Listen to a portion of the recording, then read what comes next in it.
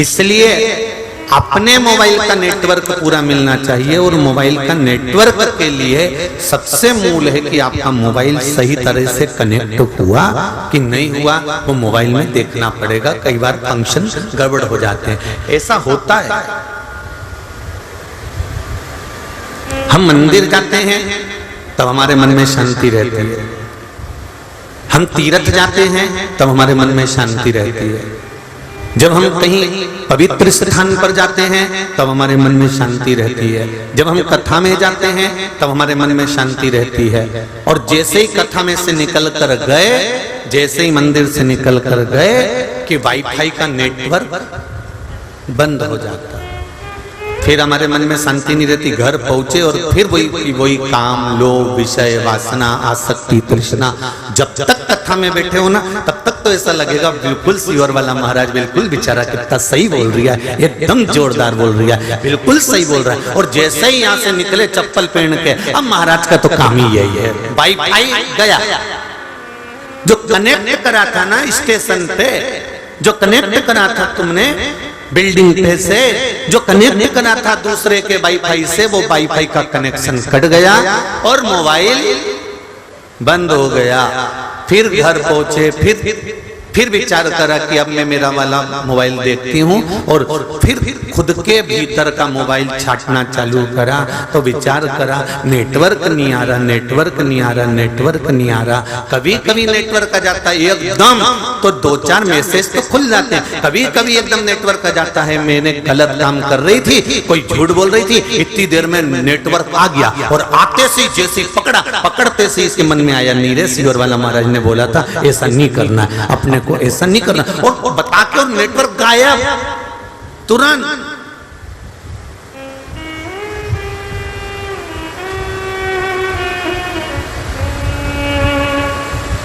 एक निवेदन है, दूसरी जगह के वाईफाई से कब तक अपना मोबाइल कनेक्ट कर कर रखोगे? बोलो, ईमानदारी की बात है। आप तो चलते फिरते मोबाइल ये शरीर है, इसलिए इसको अपने बल पर कनेक्ट करना बताओ। उस ईश्वर से ऐसा इस शरीर को और इस आत्मा को जोड़ लीजिए कि फिर वाईफाई की जरूरत नहीं पड़े, डायरेक्ट चलता रहा है, डायरेक्ट। मैंने तेरे ही भरोसे, ओ बाबा तेरे ही भरोसे, हवा विच उड़ती जावांगी, बाबा डोर तो छठेगा में कटी जावांगी, भोले मैं तेरी बदन, शंभो मैं तेरी बदन। बाबा इस कनेक्शन को जोड़कर रखना, सारी समस्या का हल एक लोटा जल। ये एक लोटा जल नहीं है, ये पूरा नेटवर्क है ऊपर से नीचे तक का। आप मंदिर जाती हो, एक लोटा जल समर्पित करती हो, वो एक लोटा जल समर्पित करना और उस जल का स्मरण करना कितना सुखप्रद होगा।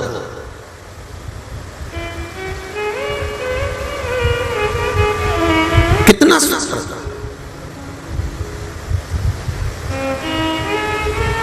एक पत्र आया है, जरा ध्यान दीजिए।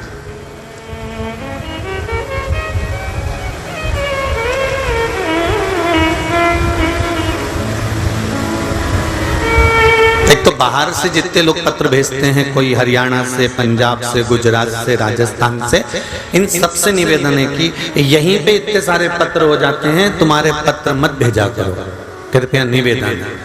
आपके क्षेत्र में जब कथा हो तो इन पत्रों को हम जरूर पढ़ा इनको, ऐसा नहीं। और बहुत सारे जो बाहर से पत्र आए हैं उनका भी स्मरणों पर निवेदन है। यहीं का तो इतना सारा ढेर लगा है, तुम खुद देख लो, ये रहा।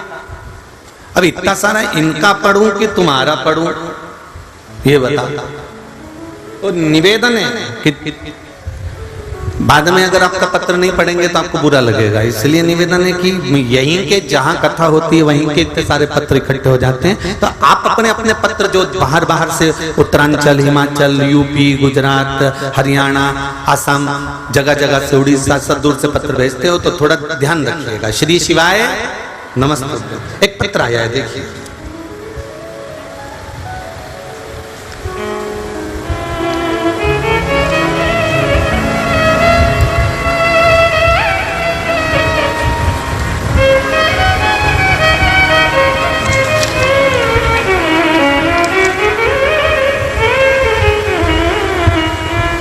सो अर्चना गोविंदराव सुकलकर, गांव शेवाल पिपरी, तालुका पुसद, जिला यवतमाळ, महाराष्ट्र।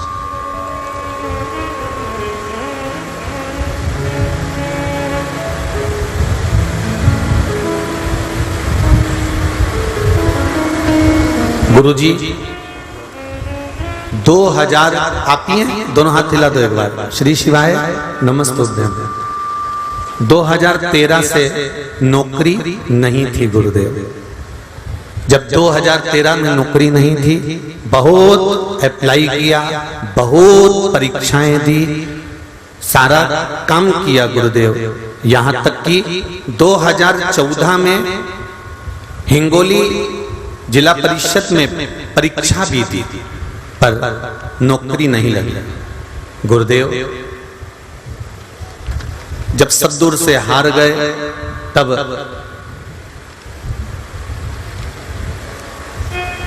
कोई रास्ता नजर नहीं आया। मेरी देवरानी ने कहा कि दीदी, पंडित मिश्रा की कथा शिव पुराण सुनो, उसका उपाय करो। फिर देखो, हम दोनों ने, पति पत्नी ने, पीपल के वृक्ष का उपाय किया। हमारे घर में हमेशा पीपल का वृक्ष रहता है, इसलिए हमने वो उपाय अपने घर में ही कर लिया। फिर बबूल के कांटे वाला उपाय किया। तब से बाबा की कृपा, अभी तक जो एग्जाम दिया था, अभी तक जो इंटरव्यू दिया था, वो हर जगह जाकर दिया, पर नौकरी नहीं लगी 2013 से। अब की बार जो फाइल में सब्दूर भेजती थी, वही फाइल मैंने शंकर जी के मंदिर में रख दी और एक लोटा जल लेकर शंकर जी के मंदिर में जाती, फाइल बाबा के चरणों में चढ़ाती और कहकर आती कि मैं इंटरव्यू बहुत सारी जगह पर देकर आई हूं, मेरी नौकरी अब तुम्हें लगाना है। रोज फाइल लेकर जाती, रोज एक लोटा जल चढ़ाकर आती और बाबा की कृपा से, शिव जी की कृपा से 3 अगस्त 2022 को हिंगोली के ही सरकारी नौकरी मेरी नगर परिषद में लग गई। देवाधिदेव महादेव को बहुत बहुत धन्यवाद। शिव जी को प्रणाम करने हैं। बैठिए बहन। हर हर महादेव। शिव कृपा कितनी अगस्त को लगी है? जम के बोलो जरा। अब 2013 से अप्लाई कर रही है।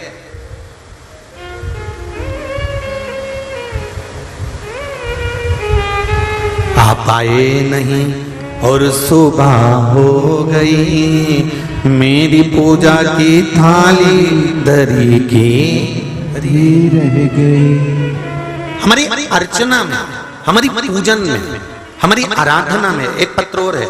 कुछ तो कमी होगी जो हम करते हैं, तो हो सकता है भगवान स्वीकार नहीं करता, पर शिव सुनता है। थोड़ी सी प्रार्थना अगर श्रेष्ठ हो। एक पत्र और आया है, देखिए। वैष्णवी भीम कोतवाल, सराफा, नांदेड़, महाराष्ट्र से। कहीं बैठी हो तो हाथ हिलाइएगा।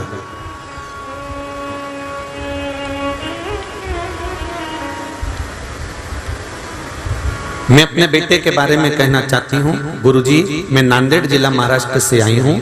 मैंने 22 जुलाई शुक्रवार को एक नन्हे पुत्र को जन्म दिया और उसे जन्म से ही सर में एक बड़ी सी गठान आई। बड़ी सी गठान थी। हमें लगा कि सर थोड़ा सा बड़ा होगा, क्योंकि बच्चा जन्म लेता है तो कई बच्चों का सर कहीं ना कहीं से बड़ा हो जाता है। तो हमने डॉक्टर को दिखाया। जब डॉक्टर को जांच कराई तो हॉस्पिटल में डॉक्टर ने कह दिया सोनोग्राफी कर कर, ये सिर बड़ा नहीं है, ये बच्चे को गठान है और बहुत बड़ी मात्रा में गठान है। गुरुदेव, डॉक्टर ने कहा इसका ऑपरेशन अभी ही करना पड़ेगा। 15 दिन का बच्चा था गुरुजी, और 15 दिन के बच्चे का हम ऑपरेशन गठान का कैसे करा देते, पर गठान भी बहुत बड़ी थी गुरुदेव। तब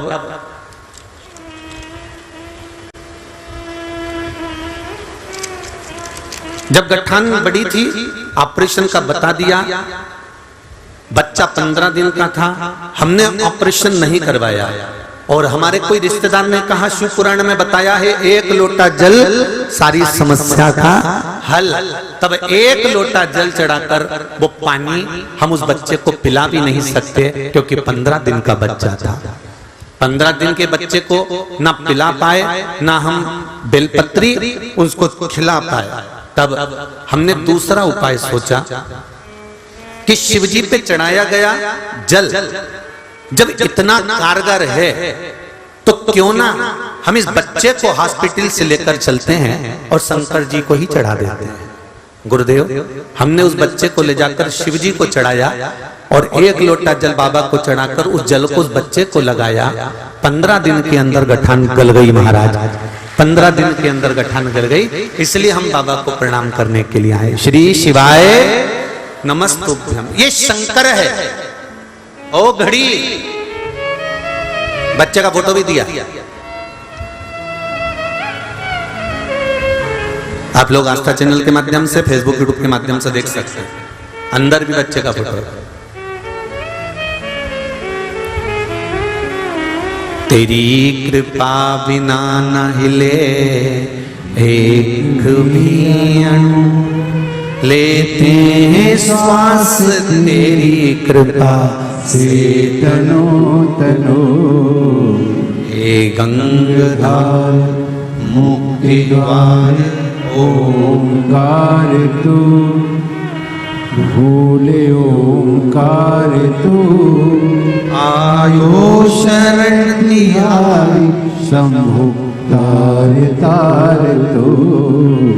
बखान क्या करूं मैं राखों के ढेर का, चपटी भगोद में खजाना कुबेर का।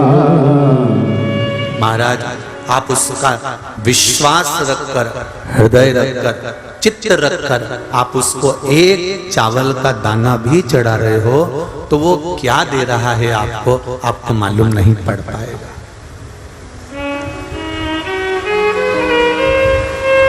एक बात कहना चाहूंगा, यहाँ जितने लोग कथा सुनने के लिए बैठे हैं और जितने आस्था चैनल पर सुन रहे हैं, जितने फेसबुक यूट्यूब पर सुन रहे हैं, जितने इस हिंगोली की मंडी के प्रत्येक प्रांगण के अंदर बैठकर कथा सुन रहे हैं, ये ऐसे ही कथा सुनने नहीं आ गए। इनको ना निमंत्रण भेजा है, ना चावल भेजा है, ना कोई ने जाकर अनाउंस करा है, ना किसी ने जाकर इनको पत्रिका दी है। पर ये कथा सुनने क्यों आए हैं? इन्होंने एक ना एक बार भगवान शंकर से कुछ ना कुछ जरूर कहा होगा और बाबा ने जरूर दिया होगा, इसलिए यहाँ पहुंचे। ये निश्चित है, ये निश्चित था।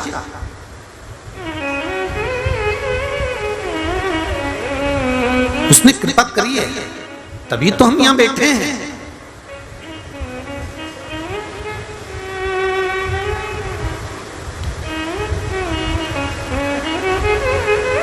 1.5 लाख 2 लाख लोग प्रतिदिन मोबाइल पर ऑनलाइन कथा श्रवण कर रहे हैं, जरा देखिएगा आप।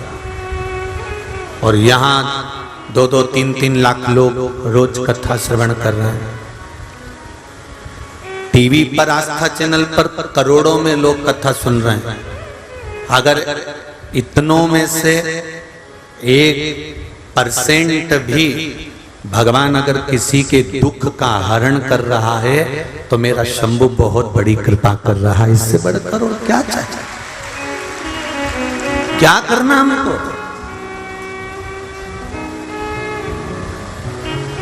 बस कर्म श्रेष्ठ होना चाहिए। अगर आपका और हमारा कर्म श्रेष्ठ है, कर्म अगर सही है, कर्म पे तो व्यक्ति पूजाता है। परशुराम भगवान भी ब्राह्मण थे और रावण भी ब्राह्मण था।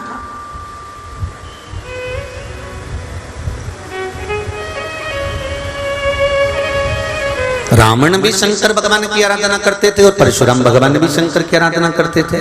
बोलो सही है कि गलत है? रावण भी तप करता था और परशुराम भगवान भी तप करते थे। रावण भी साधना करता था और परशुराम भगवान भी साधना करते थे।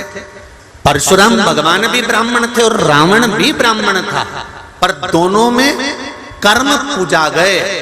रावण ब्राह्मण था पर एक कर्म ऐसा कर गया कि चौराहे चौराहे पर उसका पुतला जल रहा है, और परशुराम भगवान ऐसा कर्म कर गए कि मंदिर के अंदर पूजा रहे हैं। ये कर्म पूजा। ब्राह्मण दोनों हैं, दोनों ब्राह्मण हैं, पर ये दोनों का जो कर्म है, ये दोनों जो कर रहे हैं, दोनों के कर्मों की प्रधानता है। एक अच्छा कर्म करे, धनुष भी लेकर गए तो राजा जनक जी के सामने शंकर के धनुष को दे दिया। धनुष लेकर पहुंचे तो राजा जनक को प्रदान कर दिया। धनुष लेकर पहुंचे तो जग कल्याण का कार्य किया। और रावण ने अपनी सत्ता बनाने के लिए, अपना वैभव बनाने के लिए, अपनी प्रतिष्ठा बनाने के लिए अहंकार के शब्दों का संबोधन किया। अपनी वाणी को अभिमतता से लिप्त कर कर छोड़ा।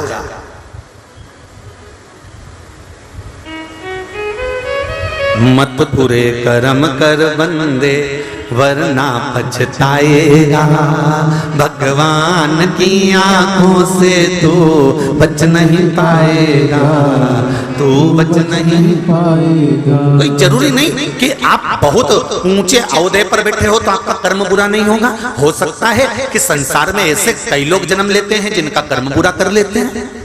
बहुत विद्वान से विद्वान भी विद्वत्ता में लिप्त होने के बाद भी कर्म बुरा कर जाते हैं। रावण में क्या कमी थी? सब कुछ था, सोने की लंका थी, मंदोदरी साथ थी, भरा पूरा परिवार था, कुटुंब कबीला था, शिव का उपासक था, शंकर की आराधना करता था, जिसके ससुर जिसके पिता स्वयं भगवान शंकर के यहाँ पर यजमान पांडित्य कर्म करते हो, ऐसे विद्वान रावण का कर्म बिगड़ जाना ये सोचने वाली बात है कि क्यों, किस कारण से। जब व्यक्ति का अभिमान, व्यक्ति का अहंकार, व्यक्ति की अभिमतता, व्यक्ति की अकड़, व्यक्ति का अहम जब सामने आ जाता है तो उसका करा घरा सारा की सारा कर्म बेकार हो जाता है। ये समझना है हमको कि हमारी वाणी में, हमारे व्यवहार में, हमारी विद्वत्ता में कहीं अहम प्रवेश तो नहीं कर गया, कहीं अहंकार प्रवेश तो नहीं कर गया।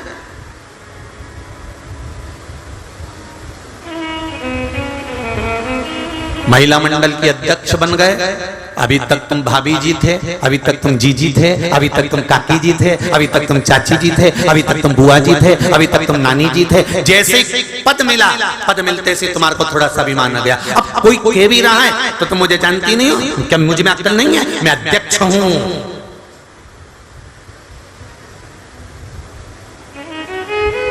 क्या मुझ में विद्वत्ता नहीं है?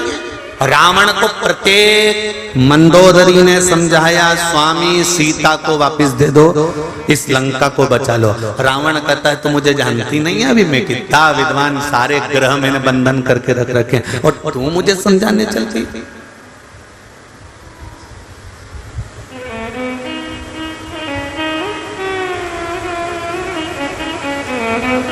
तू मुझे समझाने जा रही है? बहुत ऊंचे अवधे पर बैठने के बाद भी अगर अहंकार तुम्हारे साथ में है तो समझ लो कि तुम्हारा विनाश निश्चित है, विनाश निश्चित है।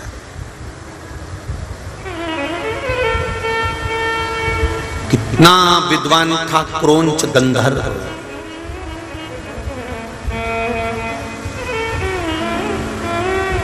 कितना विद्वान था क्रौंच गंधर्व। कहते हैं क्रौंच गंधर्व अगर कोई गलत काम करता था तो उसको रोक देता था। ए तुम क्या कर रहे हो, क्या कर रहे हो तुम?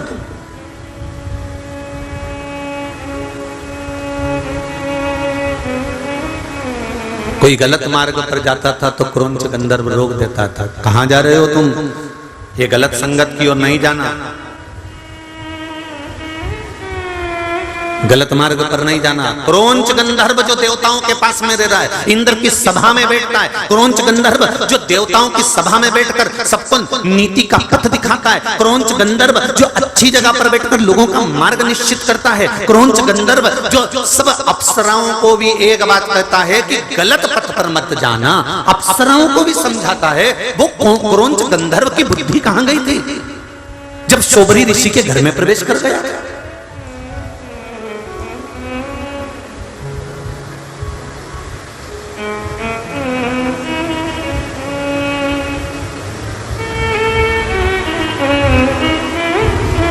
और किसके घर में गया?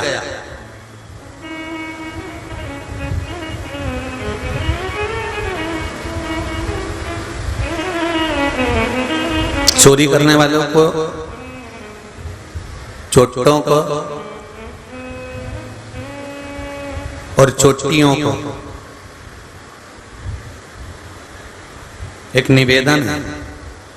चोरी करने के लिए बहुत घर पड़े हैं, मेला पड़ा हुआ है, मार्केट पड़ा हुआ है, बोलो सही है कि गलत है, पूरा बाजार पड़ा हुआ है, शादी ब्याह पड़े हुए हैं, बहुत सारी किटी पार्टियां पड़ी हुई हैं। अगर चोरी ही करना है तो ऐसी जगह जाकर करो, पर चोरी कितना पापी चोर होगा, उसके पूर्वजों को कितना धिक्कारते होंगे देवता कि वो चोरी करने भी जाता है तो तीर्थ में और कथा में, जहां भक्त जाते हैं, जहां भगवान का भगत पहुंचता है, जहां भगवान का स्मरण करने वाला पहुंचता है, जहां भगवान का नाम जाप करने वाला पहुंचता है। तुम्हारा भाग्य कहां चले गया? क्या मेले नहीं लगते? क्या झूले नहीं लगते? क्या मार्केट में भीड़ नहीं होती? क्या मार्केट में नहीं जा सकते? चोरी करना है तो ऐसे जगह पर जाकर चोरी करो जहां भगवान का भजन ना हो रहा हो, जहां भगवान का कीर्तन ना हो रहा हो, जहां भीड़ भड़के में परमात्मा का नाम जाप ना हो रहा। चोरी करने का शौक है, भगवान ने तुम्हारे ललाट पर सील लगाकर भेजा है कि तुम चोरते हो तो चोरी करो, जाओ।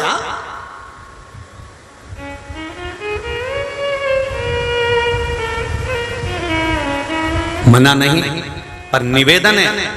कोई गंगा नहाने के लिए गया, गंगा के घाट पर उसने कपड़े रखे, सामान रखे, किस हिसाब से बेचारा पर्स लेकर गया था, उसमें किराया था नहीं था, कितनी गड़गड़ी में, कितनी गर्दी में वो गंगा को नहाने के लिए गया कपड़े उतार कर, और तुम उसका सामान, तुम उसका बैग, तुम उसके पैसे लेकर चले गए, उसके पास किराया तक नहीं था। कितनी बद्दुआ दी होगी, कितनी बद्दुआ दी होगी।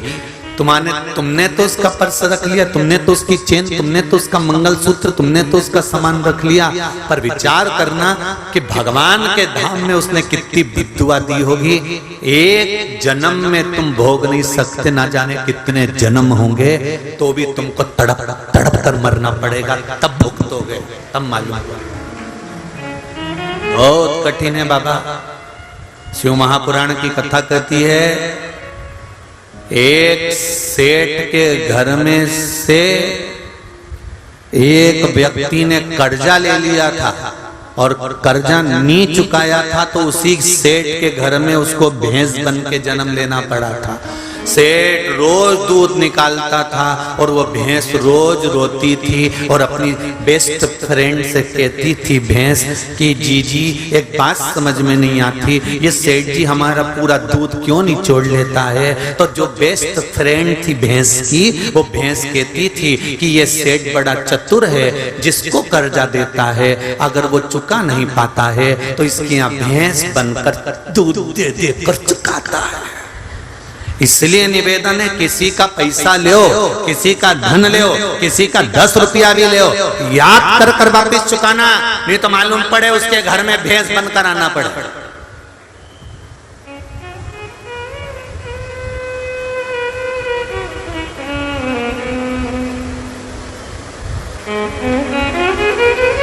कितना भोगना पड़ता है। हमें बड़ा दुख होता है जब हम गधे को देखते हैं, हमें बड़ा दुख होता है जब हम किसी पशु पक्षी को देखते हैं, हमें बड़ा दुख होता है किसी जानवर को देखते हैं और वो जानवर भूख से बिलक रहा होता है, रोड पर चक्कर खाकर गिर रहा होता है, जब वो बैलगाड़ी को खींच रहा होता है, भूखा प्यासा भजन तो कर जा रहा होता है, तब हमको दुख होता है। बेचारा देखो तो सही कैसा बैल है, देखो तो सही कैसा जानवर है, कैसा जीव है, उसका मालिक उसको कोड़े मार रहा है, उसका मालिक उसको रस्सी मार रहा है, और वो वजन से वजन सामान को लेकर भाग रहा है, दौड़ रहा है, चल रहा है, घोड़ा चलते जा रहा है, इतना वजन तोप कर जा रहा है। हमें दुख होता है, हमें दुख होता है, पर हम समझते हैं कि हमें दुख हो रहा है उसको देखकर, पर वो दुख नहीं होना चाहिए, क्योंकि उसके कर्म का दंड वो भोग रहा है। जो पूर्व में किया था उसको भोगना पड़ रहा है।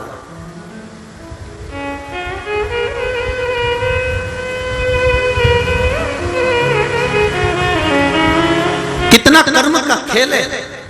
लंकाधिपति रावण वो भी ब्राह्मण है, परशुराम भगवान वो भी ब्राह्मण है। एक ने कर्म अच्छा करा तो मंदिर के अंदर पूजा रहे हैं, और एक ने अच्छी जगह बैठने के बाद भी कर्म बुरा कर दिया, इसलिए चौराहे पर आग लगाया जा रहा है। क्रौंच गंधर्व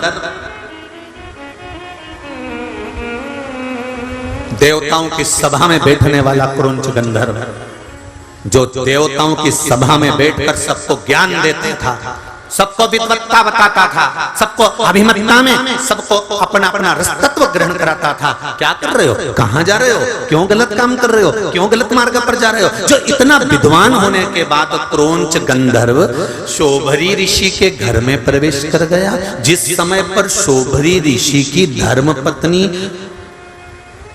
मनोमयी और शोभरी ऋषि दोनों शंकर जी की आराधना कर रहे थे। दोनों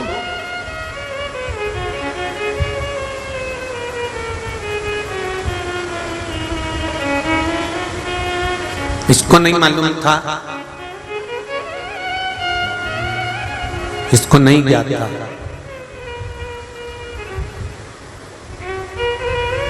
कि आज तृतीया तिथि है।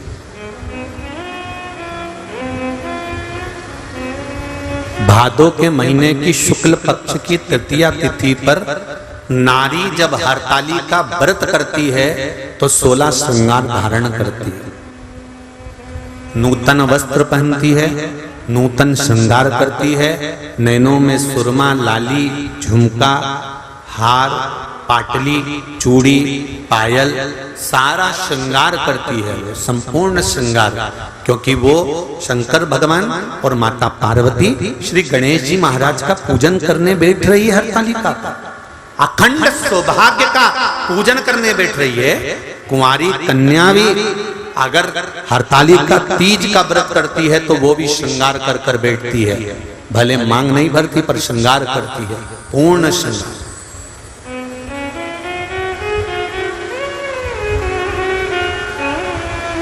ऐसे वर को क्या वरूं जो जन्मे और मर जाए, वर वरूं मेरा सांवरा तो मेरा चूड़ा अमर हो जाए।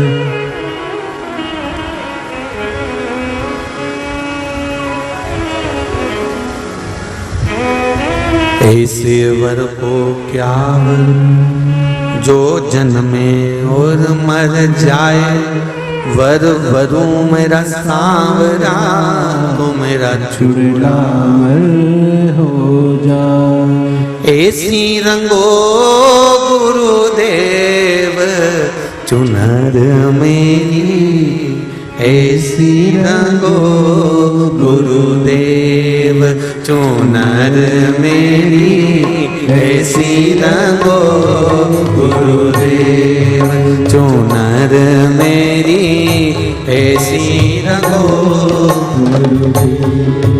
चुनर मेरी, ऐसी रंगो गुरुदेव, ऐसी रंगो गुरुदेव चुनर मेरी, ऐसी रंगो गुरुदेव चुनर, ऐसी रंगो गुरुदेव।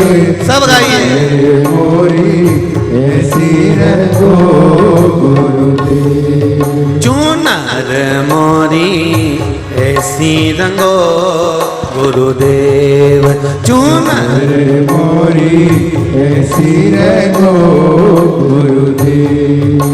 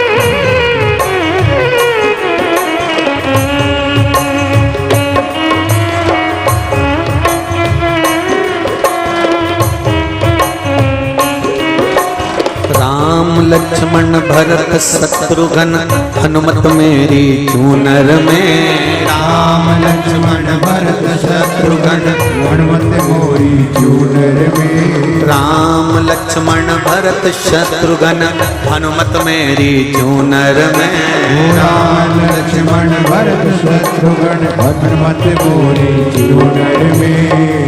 सरयू जैसी लहरा ऐसी रंगो गुरुदेव चूनर मेरी ऐसी रंगो गुरुदेव चूनर ऐसी रंगो गुरुदेव चूनर मोरी ऐसी रंगो गुरुदेव चूनर मोरी ऐसी रंगो गुरुदेव चूनर मोरी ऐसी रंगो गुरुदेव। ऐसी रंगो गुरुदेव चूनर मोरी ऐसी रंगो गुरुदेव चूनर मेरी ऐसी रंगो गुरुदेव।